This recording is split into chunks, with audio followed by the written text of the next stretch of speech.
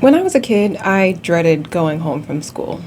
I knew what was awaiting me was an empty refrigerator and having to walk on eggshells around my caretaker's mood swings.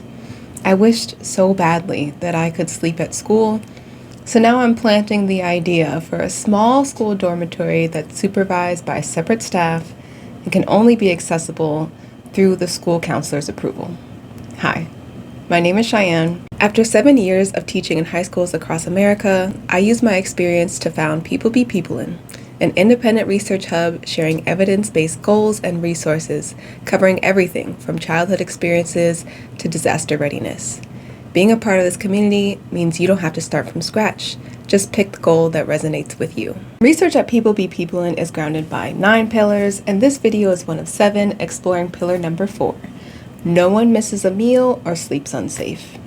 As a teacher, we are trained to recognize signs of abuse and to know when to escalate things based off of what we see or hear to either our school counselor or to CPS. Every teacher is a legally mandated reporter, so we notice when our students are bringing a lot of baggage from home to school. Having a small on-site dormitory that can house maybe 5 students at a time would be a great resource for families that are working through strengthening their relationships. We discussed in a previous video that CPS only removes children from the home in roughly 3 to 10% of the cases they investigate.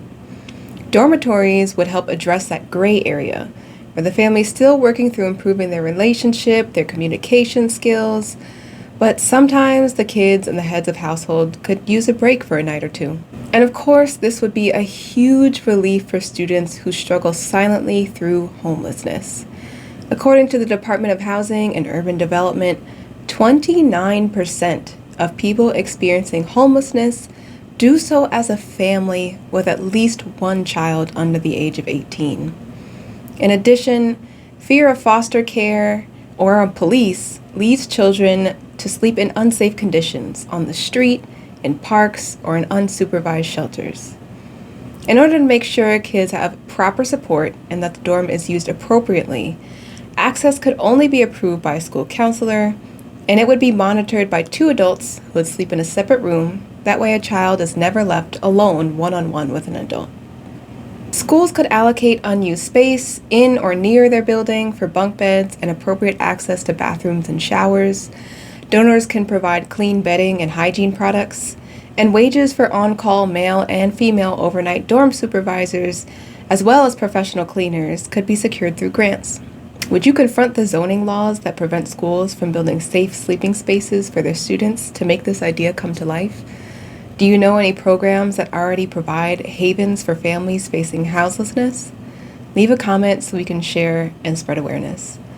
Don't forget to join the Peoplin community. This research hub is independent and funded by people like you who believe communities should be built on evidence. Starting as little as $2 a month, you can fund an hour of a free research that actually helps kids and communities here in America. These resources have no paywalls, just evidence. Your spot on our wall of gratitude is waiting, with special icons for our early supporters. Thanks for building this with me.